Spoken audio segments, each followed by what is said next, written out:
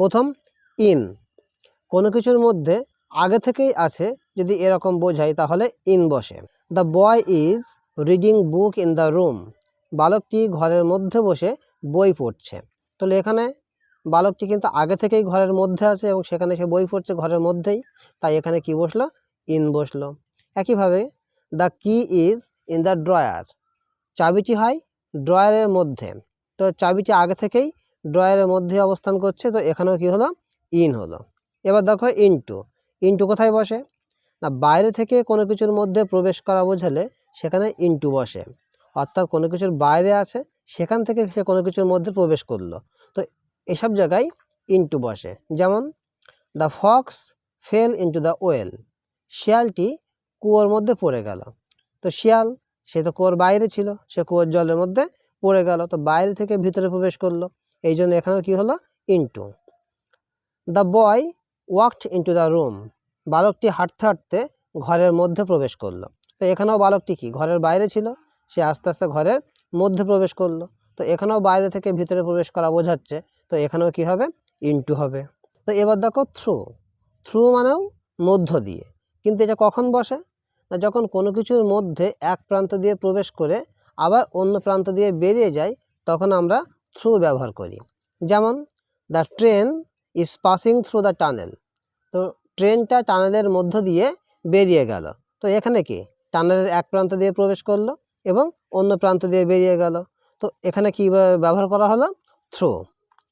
পরের উদাহরণটি দেখো কি আছে, the river is flowing through the village, নদীটি গ্রামের মধ্য দিয়ে প্রবাহিত হয়েছে, তো এখানেও দেখো নদীটি কি নিশ্চয়ই গ্রামের বাইরে থেকে প্রবেশ করেছে গ্রামের মধ্যে এবং তার মধ্য দিয়ে প্রবেশ করে সে আবার অন্য প্রান্ত দিয়ে বেরিয়ে গিয়েছে, তো গ্রামের মধ্য দিয়েই প্রবাহিত হয়েছে, তাই এখানে কি হলো, থ্রু বসলো। এবার দেখো বিটুইন, বিটুইন কোথায় বসে না, যখন দুজনের মধ্যে কোনো কিছু বোঝায়, দুজন দুটি ব্যক্তি হতে পারে, দুটি বস্তু হতে পারে বা যে কোনো জিনিস হতে পারে, দুটির মধ্যে বোঝালে আমাদের কি বসে, বিটুইন বসে। যেমন the chair is between the two tables, চেয়ারটি হয় দুটি টেবিলের মাঝে, তো চেয়ারটি কোথায় আছে, দুটো টেবিল এবং তার মাঝে আছে, তো দুটির মধ্যে বোঝাচ্ছে, তো এখানে কি হবে, বিটুইন।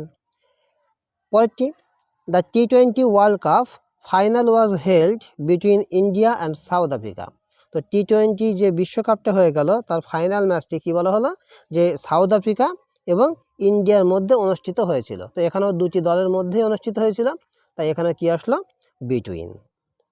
এবার দেখো অ্যামং, অ্যামং কোথায় বসে বলছে, দুইয়ের বেশি ব্যক্তি বা বস্তুর মধ্যে বোঝালে তখন অ্যামং বসে, এখানেও মধ্যে কিন্তু সেটা কি দুজনের বেশি ব্যক্তি বা বস্তুর মধ্যে।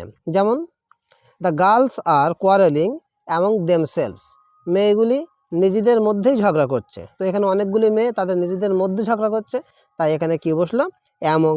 পরেরটি the teacher is distributing sweets among students, তো টিচার কি করছেন না, ছাত্রছাত্রীদের মধ্যে মিষ্টি বিতরণ করছেন, তো এখানেও অনেকগুলি ছাত্রছাত্রী তাদের মধ্যে মিষ্টি বিতরণ করছেন, তাই এখানেও কি হলো, অ্যামং। কিন্তু দেখো খুব ভালো করে লক্ষ্য করো একটি ব্যতিক্রমী উদাহরণ, যেখানে আমরা দেখছি দুইয়ের বেশি ব্যক্তি বা বস্তু বোঝালেও সেখানে কিন্তু অ্যামং না বসে বিটুইন বসে। যেমন world cup will be played between 8 teams, বলা হলো বিশ্বকাপ খেলা হবে 8টি দলের মধ্যে, তো এখানে কিন্তু আর অ্যামং বসলো না, যদিও 8টি টিম বলা আছে তবুও কিন্তু অ্যামং বসলো না, কারণ কি, কারণ দেখো এখানে 8টি টিমের মধ্যে খেলা হলেও যখন খেলা হবে সেটা নির্দিষ্ট কোনো দুটো টিমের মধ্যেই হবে, ওই 8 টিমের মধ্যে থেকে যে কোনো দুটি টিমের মধ্যেই একটা খেলা হবে, তাই এখানে আমরা কিন্তু এরকম ধরনের ক্ষেত্রে কি ব্যবহার করি, অ্যামং না, বিটুইন। আর ভিডিওটি যদি ভালো লেগে থাকে তাহলে অবশ্যই লাইক এবং সাবস্ক্রাইব করো আর বন্ধুদের মাঝে এটিকে শেয়ার করে দাও।